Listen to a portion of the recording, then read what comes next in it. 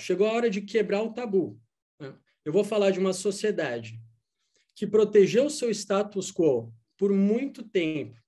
É uma nação que se articulou contra os movimentos sociais, né, que mudavam o mundo, e pregou pela tradição, pela moral, pelos costumes, e discriminou, com respaldo da sua própria Constituição, uma parte da população cidadã, uma grande parte da população cidadã. Então, eu vou falar de uma sociedade que, durante séculos, os maridos detinham autoridade legal sobre as economias das suas esposas. Estou falando de um país em que as mulheres não podiam votar até 1971. Então, que país é esse? Alguém sabe? Alguém consegue matar essa charada? Quem souber, por favor, ainda não se manifesta.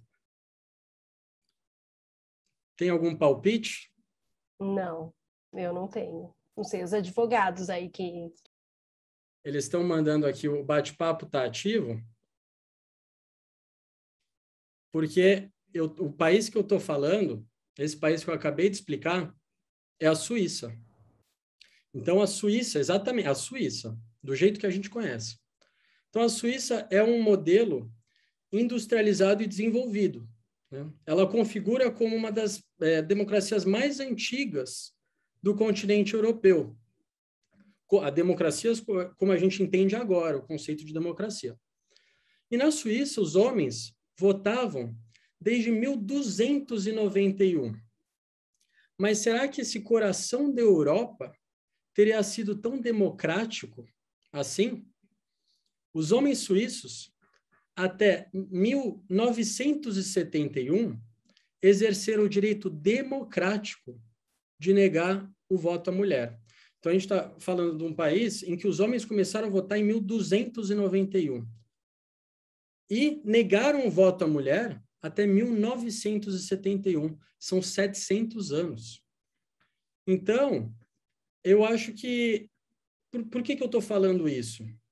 Porque o mito de que a Suíça é uma das democracias mais antigas do mundo, ele data da Idade Média, quando os homens tinham a liberdade de se reunir numa Assembleia Popular e votar de maneira direta, levantando a mão. E essa tradição perdurou por séculos. Até hoje é assim a democracia na Suíça. As pessoas não levantam a mão, mas o papel chega em casa e os cidadãos votam diretamente no papel e devolvem. Só que aí o que acontece? Uma parte indispensável da população faltou no país que se orgulha tanto dessa democracia direta, que é a mão feminina. Por 700 anos, as mulheres não levantaram a mão para votar. Então, é por isso que é bom assistir Hollywood. Mas é bom também estar antenado no que o cinema do mundo oferece. Então, principalmente quando o assunto é direito. E é esse capítulo varrido para debaixo do tapete de um dos países mais democráticos do mundo, que retrata o filme suíço Mulheres Divinas. Então, o longa é um longa-metragem, tem 1h30, mais ou menos, é da diretora suíça Petra Volpe. E aí ele começa, a primeira cena abre com as imagens das revoluções sociais e sexuais que aconteciam no mundo, principalmente na década de 60. E aí abre com a voz da Nora, que é a narradora e a protagonista. E ela fala como era emocionante ouvir falar de Woodstock e observa que a vida na Suíça é absurdamente monótona. E aí quem é a Nora, nossa personagem principal? Ela é uma dona de casa obediente, casada com Hans, que é um nome super típico da região, que é um trabalhador de uma serraria. E aí, no que consiste o dia a dia da Nora? Lavar roupa, arrumar a cama, limpar, cozinhar, cuidar do marido e dos 2 filhos. Então, no início, quando começa o filme, quando abre o filme, parece até que fosse uma publicidade inocente de margarina, assim, é quase uma romantização dessa servidão rotineira. E aí, qual que é a grande jogada do filme? A dona de casa na Suíça, ela era vista como um elemento chave de uma sociedade considerada modelo, Então, as pessoas tinham como base uma crença de que as mulheres eram seres não políticos. Elas nasciam para uma vida não política. Então, os opositores do sufrágio universal faziam vários cartazes mostrando criança abandonada caindo do berço, chupeta largada infestada de inseto, falando o quê? Se as mulheres entrarem para a política, o pilar social do nosso país vai acabar. Quem é que vai ficar em casa cuidando do marido? Quem é que vai ficar em casa lavando a roupa, cuidando das crianças? O país vai acabar. Então, a sociedade patriarcal suíça tinha medo que, ao permitir as mulheres na política, elas esqueceriam, e eles usam esse termo no filme, dos seus deveres domésticos naturais. Então, a propaganda anti-sufrágio feminino, por muito tempo, esses cartazes que eu falei para vocês, vigorou antes de se tornar essa vergonha internacional que é hoje, e que pouca gente sabe, porque a fama da Suíça é outra.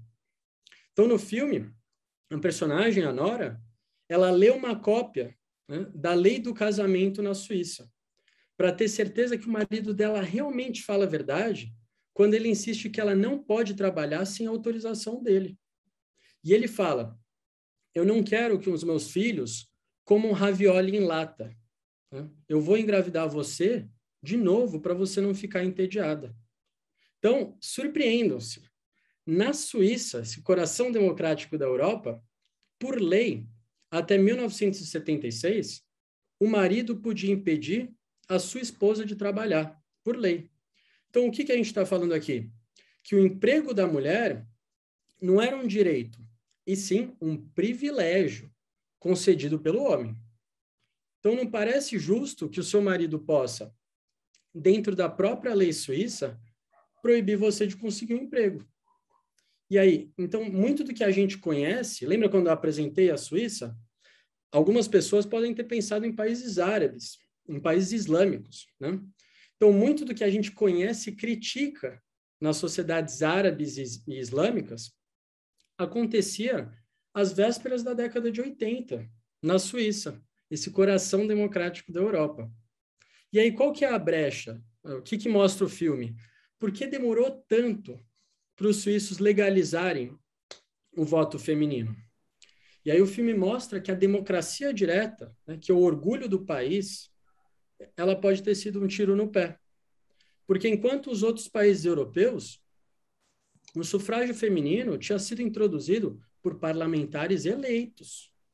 E aí a democracia suíça não era democrática, porque permitia que fossem os homens que decidissem se as mulheres podiam votar ou não.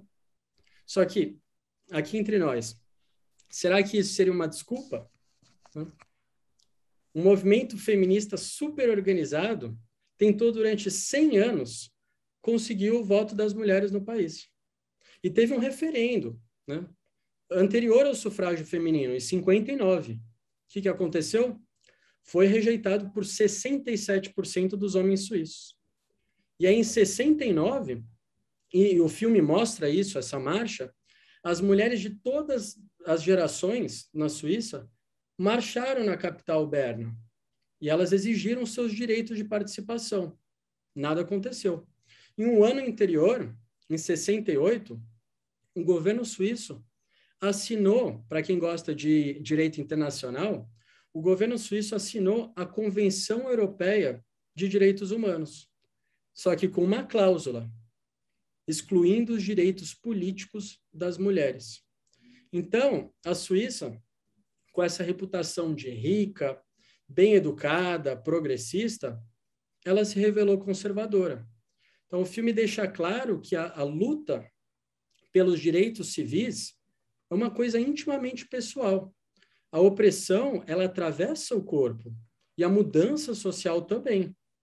Então, só em fevereiro de 71, que a maioria dos eleitores homens de todo o país concordaram que as mulheres deviam ser autorizadas a votar nas eleições federais. Estou falando de 71. Isso aconteceu 78 anos depois que as mulheres podiam votar na Nova Zelândia, 53 anos depois que as mulheres podiam votar na Alemanha, e aí, ó, 34 anos depois que as mulheres podiam votar no Brasil. As mulheres votaram no Brasil muito antes, mais de 30 anos antes do que as mulheres suíças. Só que aí o sufrágio feminino não significa que o problema de todas as mulheres foi resolvido na Suíça. A violência doméstica no país, ela foi criminalizada, sabe quando? Nos anos 90, quando muitos de nós aqui que estão assistindo a palestra estávamos nascendo. Então, o filme Mulheres Divinas, ele ilustra como essa pressão social, ele mostra a pressão social, como ela pode influenciar no processo político. Então, ele não é um filme sobre mulheres divinas, né? Ele é um filme sobre pessoas normais exigindo direitos normais, estabelecendo uma voz igualitária. O filme mostra que a única ordem divina é a do respeito. E aí, vocês conheciam esse episódio varrido para debaixo do tapete da história da Suíça? Quantos filmes suíços vocês tinham visto já? Isso é o que você falou no começo, né? A gente é muito ligado à cultura americana, aos filmes hollywoodianos, né? Então, pessoal da audiência, se quiser abrir o microfone e falar, também fica à vontade. Tem algumas pessoas comentando no chat aqui, ó. Nunca nem ia imaginar isso sobre a Suíça. Novidade para mim, não fazia ideia desse passado da Suíça. O Marcelo colocou, comentar o cinema dinamarquês, inclusive com sinergia ao suíço. Não sei se você tem, né, esse material. Ah lá, quem diria? O cinema dinamarquês está em alta. E eles começam a lidar com os temas sociais do país também. Eu acho que o que é bom da gente assistir, porque é o que acontece, quando a gente assiste só o cinema americano, ele vai mostrar as perspectivas americanas a respeito do direito, da economia, a respeito dos valores, as questões morais. Então, quando a gente dá chance para o cinema do mundo, a gente começa a entender os problemas que os outros países enfrentaram para serem um case de sucesso hoje. Então, se a Suíça é um case de sucesso hoje, porque muito aconteceu para que eles pudessem chegar lá. E aí, eu vou agora, aproveitando essa brecha da Suíça, eu vou desmistificar outro país e explorar os limites da legalidade. Essa é a ideia para o próximo filme. Vamos lá? E eu vou fazer o mesmo jogo. Então, eu passo uma descrição do país, vocês podem mandar até aqui no bate-papo, falando qual país que vocês acham que é. Tá bom? Vamos lá? Vou falar de um país. Ele é bilíngue e cosmopolita. Tem monarquia institucional e democracia parlamentar. E é um dos grandes exemplos de desenvolvimento no mundo. Então, é um lugar de grandes correntes migratórias, né, que vão desde refugiados políticos até profissionais especializados, que atravessam o planeta Terra inteiro para chegar num lugar que é muito gelado, só que de calorosa liberdade, ideologia igualitária e justiça social. Já mataram. Botucatu, esse seria um bom palpite. Você viu, Felipe? Parecido. Eu adorei Botucatu. Adorei. Agora eu quero saber quais são as duas línguas que fala lá em Botucatu. Estou interessada. Esse é um... Então, e quem será o rei dessa monarquia, né? Aí quem colocou o Canadá acertou. Botucatu passou perto. É o Canadá. Então, o Canadá é um país que aceita grande número de refugiados, né? E ele apoia o pluralismo religioso, que é até parte da política nacional. O Canadá é uma das nações com direitos LGBT mais avançados no mundo inteiro. E as metrópoles lá têm respeito à diversidade. Então, no ano passado, em 2020, o Secretariado do Gabinete Federal do Canadá fez uma sondagem.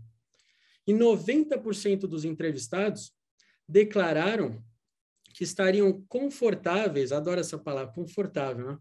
Se os seus vizinhos fossem gays. 90% estariam confortáveis.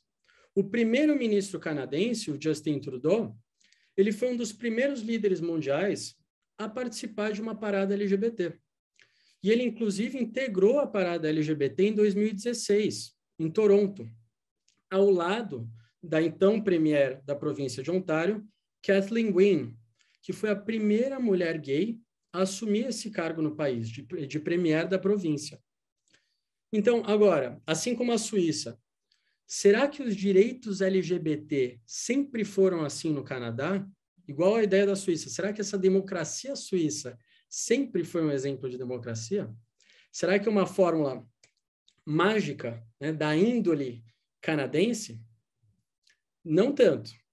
Nos anos 50 e 60, foi criado e utilizado um dispositivo para remoção dos cidadãos gays do serviço civil, da polícia e do exército.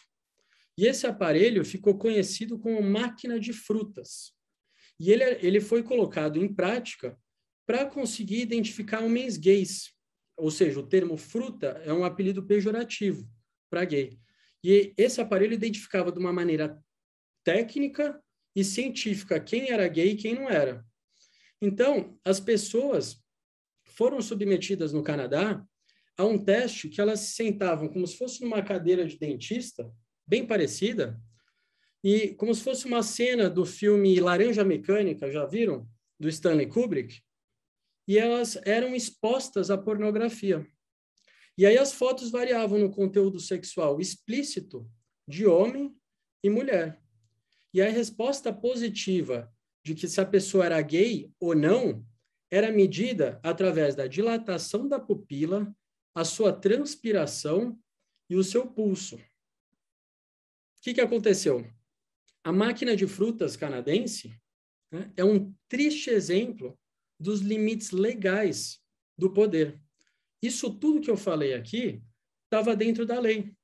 Era o procedimento padrão para quem queria trabalhar no serviço civil, na polícia ou no exército. É uma cena de Laranja Mecânica, exatamente. A Polícia Real Canadense coletou arquivos sobre mais de 9.000 suspeitos de homossexualidade. E aí, o que aconteceu? Boa parte dos trabalhadores perdeu o emprego.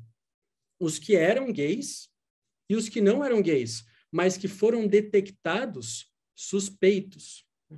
E o mais sombrio disso tudo que eu estou falando é que não era ficção científica, isso realmente aconteceu. As pessoas foram levadas a acreditar que o propósito desse dispositivo era avaliar os níveis de estresse das pessoas que iam trabalhar no exército, na polícia e no serviço civil. Só que aí, ainda bem, o financiamento para esse projeto foi cortado no final da década de 60, e aí a descriminalização dos atos homossexuais, qual é o termo, né? Foi aprovada em 69. 69 foi o mesmo ano do levante contra a perseguição policial às pessoas LGBT, que aconteceu em Nova York, e depois gerou, no ano de 1970, o que seria a Parada de Orgulho LGBT, né, que foi realizada no mundo todo. Então, quantos filmes de Quebec vocês já assistiram? É muito difícil, né? Ou filmes em francês do Canadá. O filme Crazy, ele retrata exatamente isso. Então, se o Canadá hoje é uma das nações com os direitos LGBT mais avançados no mundo, isso não foi conquistado como um passe de mágica, né? Muito mudou no estilo de vida e na mentalidade do povo canadense, né? Para que essas leis fossem aprovadas, né? Para que hoje o próprio ministro Justin Trudeau, que não é gay, desfile na parada LGBT. Então, eu aqui nessa conversa, né, poderia falar dos tribunais, poderia falar de casos dos grandes escritórios, da Suprema Corte, só que o direito tem origem na sociedade. Então, para o voto das mulheres ser considerado na Suíça, elas tiveram que fazer uma revolução dentro da própria casa, primeiro, para que o voto feminino fosse aprovado na rua. Então, eles tiveram que mudar, as mulheres na Suíça tiveram que mudar a mentalidade do pai, do irmão, do tio. O direito, ele começa em casa. Às vezes com questões que parecem pessoais, só que dizem respeito a uma sociedade inteira. E é isso que faz, de maneira muito sutil, o filme canadense Crazy. Essa produção canadense, ela mostra o estilo de vida e a mentalidade do que seria, assim, uma sociedade, uma família de classe média em Montreal. E aí o protagonista, o Zach, ele é adolescente e está em plena crise de identidade sexual. Ele tem uma mãe que é ultra religiosa e um pai que é bem durão. E ele sofre muito para não decepcionar a família. Mas os comportamentos dele não é só para não decepcionar a família. Os comportamentos dele são impelidos pelas próprias estruturas impostas no pensamento da sociedade canadense. Então, como é que se pode ter o direito de ser gay em uma sociedade que há pouco estava testando com uma máquina de frutas, né? Digno de laranja mecânica? Então, o Crazy retrata esse choque pessoal e político de um país que está em transformação, né? Então, ele desenvolve questões como a relação entre pai e filho, sexualidade, tolerância. Isso tudo faz parte do desenvolvimento legal de um país, né? Fica evidente que o assunto pessoal é de caráter político, né? E que o assunto político é de caráter pessoal. Então, o anseio por mudança de comportamento, pela aceitação do corpo e a orientação sexual, eles escapam dos padrões aceitos, né? E aí levam a relação entre família a um limite extremo. Então, o filme mostra que um conflito entre um menino gay e um pai conservador, isso não é um obstáculo íntimo entre um pai e um filho. Isso é um impasse social e legal. Então, a discriminação dos atos homossexuais, né, foi aprovada em 1969, no Canadá. Só que os canadenses continuaram a ser criminalizados pelas vias sociais. Por quê? As pessoas, né, gays, já foram julgadas sem nem passar pelo teste. Elas já foram sentenciadas a não conseguir trabalho, a viver à margem, a não ter um bom relacionamento com a família. Então, faltou esse senso de justiça. Ainda criança, o Zack, o personagem principal, ele compartilha de uma cumplicidade, assim, de homem para homem. Só que aí, quando esse jovem canadense revela um lado que não é tão masculino, considerado masculino, uma guerra na família é declarada. Então, seu pai, o pai do Zack, ele não aceita o seu lado sensível, né? As roupas dele, os gostos dele, né? As maquiagens, a roupa, o decote. Então, o roteiro do Crazy, ele é inteligente para o estudo do direito, porque ele é o prenúncio do que vai acontecer a respeito da comunidade LGBT no país, a respeito das leis da comunidade LGBT no país, e como a sociedade enxerga essa comunidade, dá respaldo ou não a essas causas legais. Então, se o pluralismo religioso de gênero hoje é uma política nacional do Canadá, é porque a sociedade permitiu, porque a sociedade concordou com essa abertura. Então, a mente das pessoas mudou para que as leis mudassem. E o diretor, o Jean-Marc Vallée, que fez também o Clube de Compras Dallas, para quem já assistiu, e a série Sharp Little Objects, ele mostra isso super bem no filme. Ele traduz a história das liberdades civis e de libertação sexual na trilha sonora do filme, que é permeada de sucesso. Vocês devem conhecer das bandas Pink Floyd, que estava tocando aqui antes de começar a apresentação, estava tocando Money. Ele usa a trilha sonora dos Rolling Stones e do David Bowie. E o David Bowie é o maior ídolo do protagonista, o Zack, né? Não poderia ter uma figura mais andrógena do que o David Bowie. E o que significa isso? Que a música interfere no comportamento e nas preferências das gerações, né? Que, por sua vez, interferem na música. Então, a sonoridade, a moda, os estilos, são grandes meios de comunicação. Eu sempre falo isso no curso que eu dou de Cultura e Diplomacia no Mackenzie. Então, o estilo, a moda, o jeito de se vestir, o seu penteado, a postura, eles traduzem o que pensa o mundo. Se a sociedade vai ou não propor leis de inclusão, se a sociedade vai repudiar ou não uma máquina de fruta. Então, Crazy provoca uma reflexão sobre os alicerces que seriam, assim, sociais e legais dos anos 60 e 70 no Canadá, que eram, naquela época, voltado para o entendimento da família convencional e do casamento. Então, o filme aborda essa dúvida sobre si mesmo, aborda a contracultura da época, que foi marcada por revoluções culturais que continuaram fazendo história nas décadas seguintes.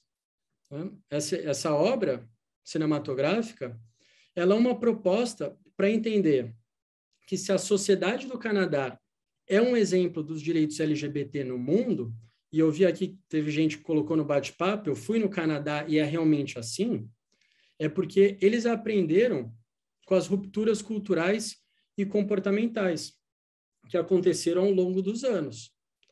Então, embora o Canadá tenha, não só o Canadá, o mundo, tenha avançado como sociedade, essa produção canadense é um aviso para que as máquinas de frutas que seguem assombrando os estados, as nações, as relações entre família, ela não tem espaço no mundo que se libertou. A produção, não é à toa que essa produção canadense foi uma das maiores bilheterias na história do Canadá francófono.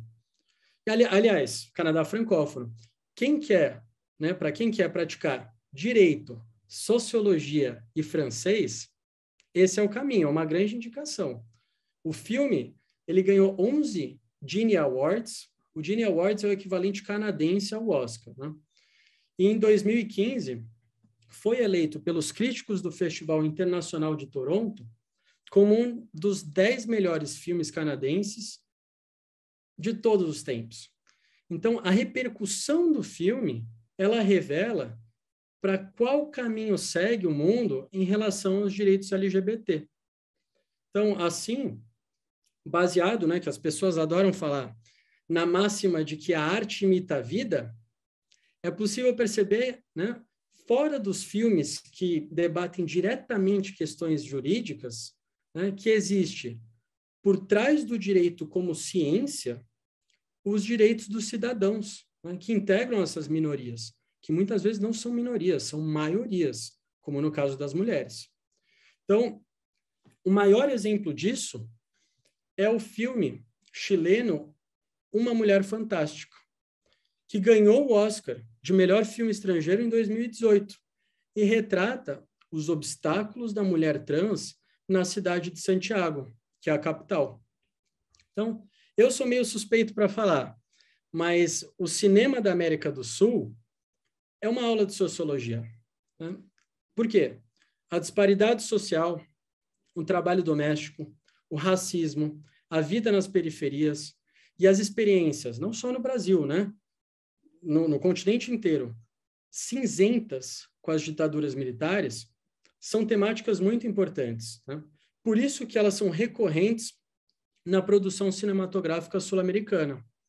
Então, um tema que ainda é muito tabu na nossa sociedade, e nossa sociedade, eu digo, desde a Terra do Fogo até a fronteira da Colômbia com o Panamá, é a diversidade de gênero.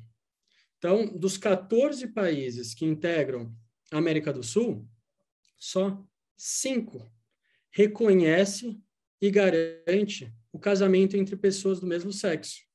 Então, isso é uma política nova de respeito à cidadania, que começou há 10 anos na Argentina.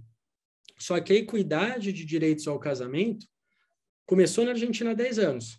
Aí se estendeu ao Uruguai e ao Brasil em 2013, chegou à Colômbia em 2016 e alcançou o Equador em 2019, né? No efeito cascata. O que acontece na Colômbia importa para o Brasil, o que acontece no Uruguai importa para o Chile, né? Só que, atenção, aqui bem perto, na Guiana, existe uma lei discriminatória que segue na contramão do progresso social, né? Que criminaliza relações homossexuais com pena de até 3 anos de cadeia. Eu estou falando de um país sul-americano. Então, por que eu falo isso? Porque o único filme sul-americano a ganhar o Oscar de melhor filme estrangeiro nos últimos 10 anos não é brasileiro e nem argentino, que são os cinemas estrela do continente. É um filme chileno. Então, Uma Mulher Fantástica, Uma Mulher Fantástica, foi o primeiro longa da história do Chile a ser premiado nessa categoria. Isso foi histórico. E essa produção descortina, né, com sutileza os obstáculos da mulher trans na cidade de Santiago. Né? É um filme que é dirigido pelo Sebastián Lelio, que também fez Glória, para quem já assistiu, filme chileno, e é estrelado pela Daniela Vega. Quem é Daniela Vega? É a primeira atriz transgênero da história a se apresentar no palco do Oscar, da cerimônia do Oscar, em Los Angeles.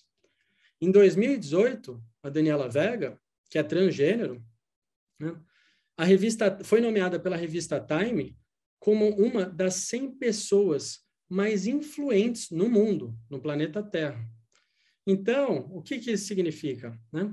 Isso não foi uma vitória cinematográfica, uma vitória do cinema chileno, com certeza, mas muito mais. Isso é uma vitória política. Então, aquela estatueta de melhor filme estrangeiro tem peso para colocar essa pauta na agenda, né? E atualizar as leis dos países vizinhos, né? Como Equador, Colômbia, Brasil e o próprio Chile. E eu vou chegar lá. Então, o filme, ele mostra esse desprezo legal, é um desprezo legal das autoridades e essa rejeição social com a imagem da mulher trans. A produção é como se fosse vocês percebem quando assistem, que é um registro do ponto de vista da personagem principal, que é a Marina, uma mulher transgênero. Porque com a morte súbita do marido dela, que não é marido, é parceiro, que chama Orlando, e é bem mais velho que ela passa por situações extremamente constrangedoras, que envolvem policiais, detetives, perícia, membros da família do morto, porque o parceiro dela morreu do nada. E aí ficam suspeitando dela. Como assim? Por que ele estava com ela? Ela é homem ou mulher? O que ela é? Então, embora ela fosse a companheira do Orlando, os médicos, né, quando o Orlando morre, isso não é spoiler, a primeira coisa que acontece no filme, tá bom? Os médicos, eles não aceitam o nome de mulher. Né? Os policiais desconfiam da identidade dela. Que perguntam, qual o seu nome? E aparentemente você vê que ela é uma mulher transgênero. E ela fala, meu nome é Marina, Marina Vidal. Eles falam, isso é o quê? É uma piada? É um apelido? Então, até a detetive que está envolvida no caso suspeita de prostituição. Pensa que ela é um travesti. E a família do parceiro, né, que morreu, não entende o que ela é. Tem uma hora ela fala, você é o quê? Uma coisa? Você não decide se é homem ou mulher, o que você é? Então, essa pauta ela é crucial para a discussão dos direitos LGBT na América do Sul. Os cidadãos transgêneros aqui ainda são vistos como aberrações, como piada, como perversão. Então, quando a lei não protege o cidadão transgênero, né, ele é o quê? Desumanizado. Ele não pode ser o que é. Portanto, ele é uma coisa. Né? Então, embora o nosso continente, América do Sul, tenha visto a ascensão de transgêneros à política, e tem vários casos, né? Tatiana Pinheiros na Colômbia, a Tamara Adriana na Venezuela, tem a Diane Rodrigues no Equador, a Michele Soares no Uruguai. Isso é ótimo que tenha essa ascensão em matéria de participação da sociedade. Só que o nosso continente continua sendo responsável pelos maiores índices de transfobia do mundo. E aí, adivinha qual que é o país que lidera no ranking da transfobia? Não faço ideia. O Brasil. Então, a expectativa dos transgêneros aqui no Brasil é de 35 anos. Ou seja, a expectativa de vida de um cidadão da Idade Média. Então, a vitória dessa mulher fantástica no cinema, ela não se concretiza só na Academia de Artes e Ciências Cinematográficas de Hollywood, né? Ela se concretiza na luta LGBT, com reflexos no Chile e no mundo todo em relação a essa pauta. Então, lembra que eu falei no começo da nossa conversa sobre o que acontece no filme não fica só no filme? É exatamente isso. Então, o que é discutido no cinema, ele é um passo, né, para um novo projeto de lei. Ele é a nova agenda do governo. Ele é o que acontece no filme, vai dizer para a sociedade, olha, não vai dar mais para postergar esse debate. Então, os atores, né, dos filmes, eles não são só atores. Eles são celebridades diplomatas, né, com capacidade para discutir de igual para igual com os poderosos. A Marina Vidal foi eleita uma das 100 mulheres mais influentes do mundo. Então, quando a estatueta do Oscar, né, de melhor filme estrangeiro chegou ao Chile, quem é que levantou essa peça? A Daniela Vega, a atriz transgênero, de um lado, protagonista do filme, e a então presidente do Chile, Michelle Bachelet. As duas, juntas. Aliás, a presidente recebeu o elenco todo do filme no Palácio Presidencial La Moneda. Então, o que isso mostra para a gente? O que isso mostra? Exatamente, a Isadora Simões falou aqui no bate-papo. Representatividade é tudo, né?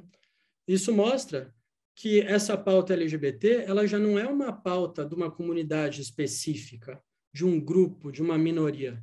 Quando a presidente do país segura esse Oscar, né, essa é a nova agenda do país. E não deu outra. A lei de reconhecimento jurídico de pessoas trans no Chile foi aprovada no mesmo ano que o filme ganhou o Oscar. Foi o cinema que mudou a política, que colocou o debate na agenda pública em caráter de urgência, né, e alavancou o projeto de lei que levou o Chile a garantir que os seus cidadãos tivessem o direito de mudar de gênero. Isso não era possível antes desse filme. E mudar de gênero sem a necessidade de cirurgia ou de ordem judicial. E aí, vocês sabiam que as mulheres não podiam votar no país mais democrático do mundo, que é a Suíça?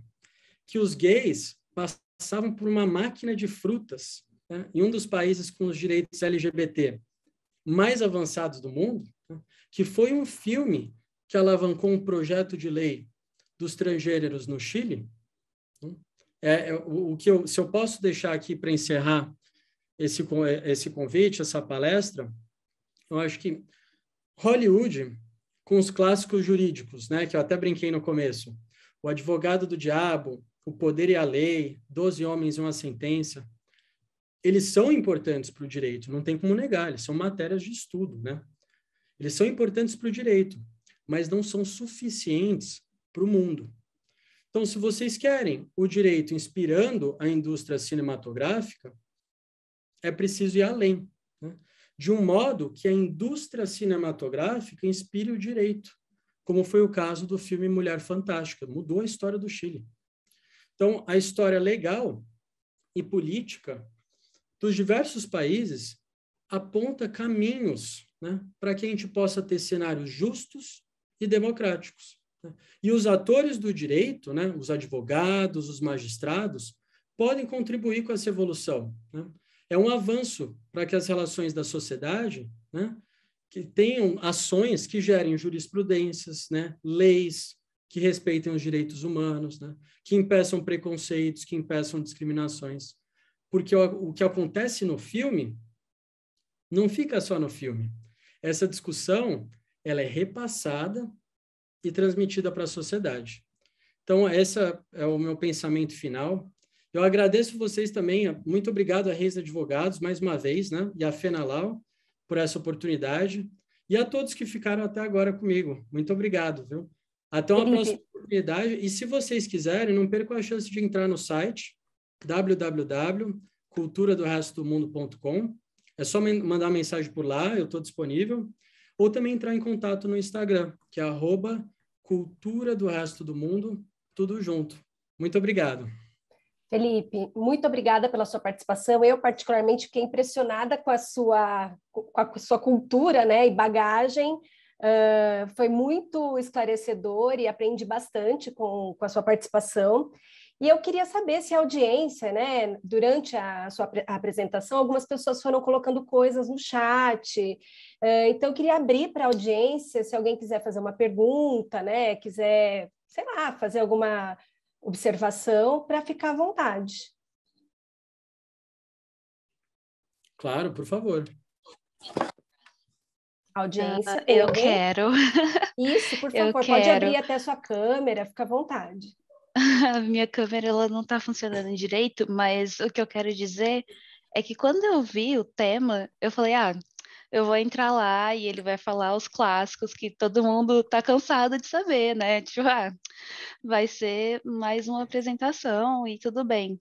Só que chegando aqui, realmente, o que você trouxe pra gente, pelo menos me surpreendeu muito, porque são filmes que eu não imaginava que você ia trazer, que a gente ia falar sobre isso, e são temáticas que são muito sensíveis, né, na nossa sociedade hoje. Então, realmente, muito obrigada mesmo. E por mim, você poderia vir aqui toda semana trazer um filme, porque foi muito bom. Bom, você viu, né, Felipe? Fez sucesso. Quem sabe a gente não te convida outras vezes, no presencial, para ir lá no próprio escritório, e até o pessoal da Fenaló, de repente, né? Se interessarem, podem te chamar. Eu queria convidar agora o Felipe, né, o nosso sócio-diretor do Reis Advogados, e o seu Ricardo Viveiro, se quiserem dar uma palavrinha, agradecer por sua participação.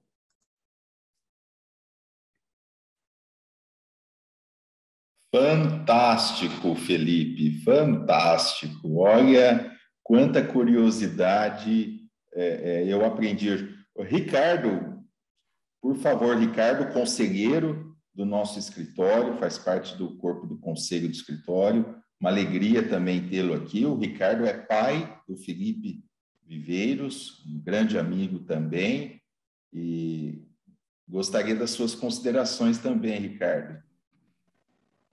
O Felipe, a todos que assistiram à palestra, o nosso obrigado. E é isso que esta moça que falou há pouco colocou com muita propriedade.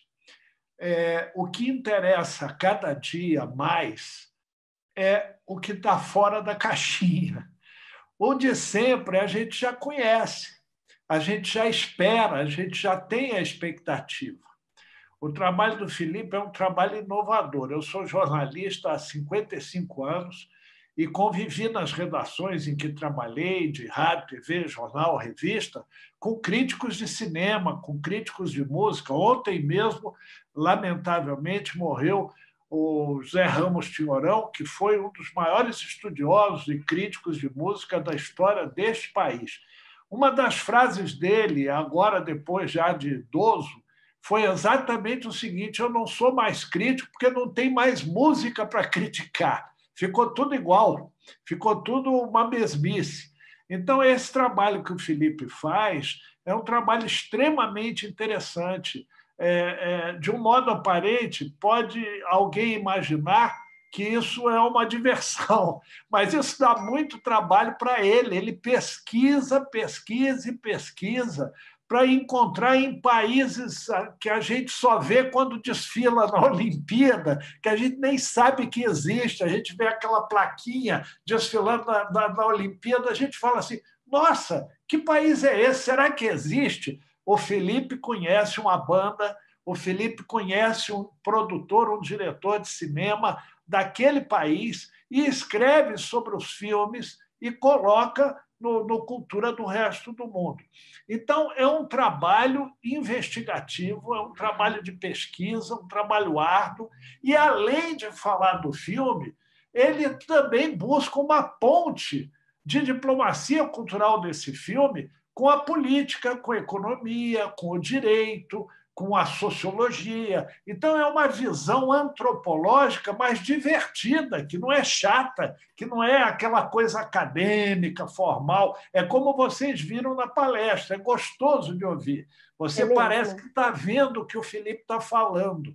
Então, é um negócio que contagia. E quando você lê o texto dele lá no Cultura do Resto do Mundo, você também vê como se fosse ele falando aquilo que está ali escrito. E é o mais importante, tem o trailer do filme, tem o link para assistir o filme, tem um videoclipe da banda, tem um link para achar o álbum da banda, enfim. Então, é um trabalho de jornalismo, é um trabalho de diplomacia, é um trabalho de antropologia, é uma coisa muito interessante. Seu Ricardo, super orgulhoso do Felipe, né? Porque então, realmente ele é muito, muito inteligente. Eu também fiquei impressionada. Felipe, tem uma pergunta da audiência que é para você comentar um caminho para a gente descobrir bons filmes como esse, claro, esses que você mencionou, e não ficarmos presos só aquelas opções da TV a cabo. Como que você faz para pesquisar? Tudo bem, tem seu site agora que a gente pode entrar e, claro, né, usar como fonte de pesquisa, mas como você descobre esses filmes?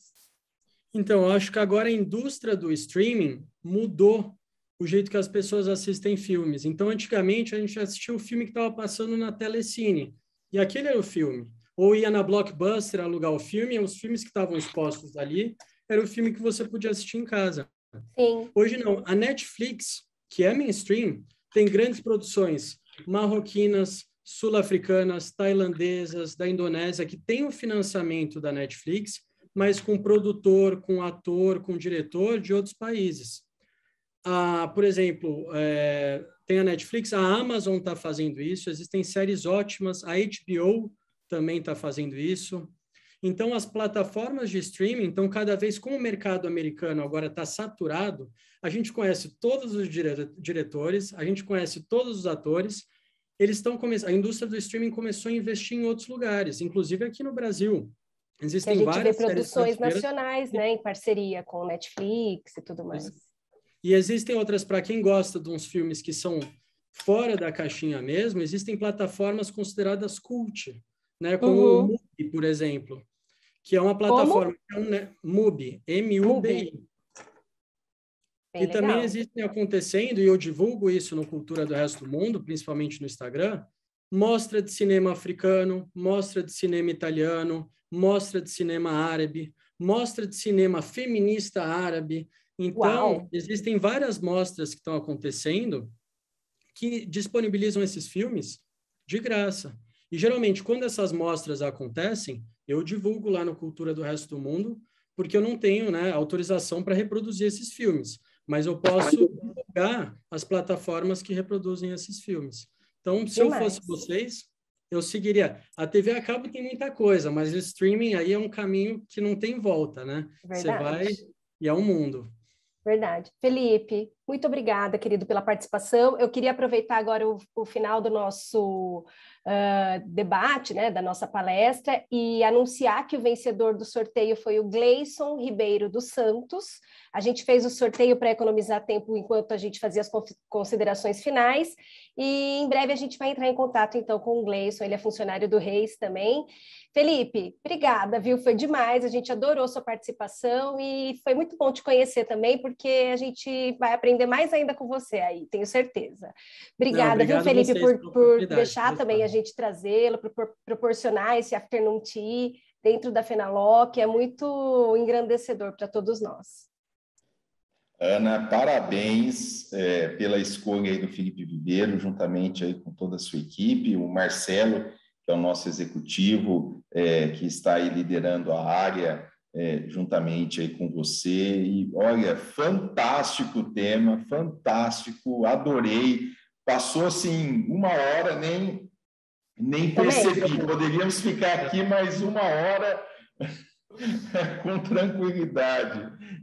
E muito obrigado pelo carinho, pela atenção. Felipe e Ricardo, muito obrigado também pelo carinho, atenção. E parabéns aí pelo seu filho.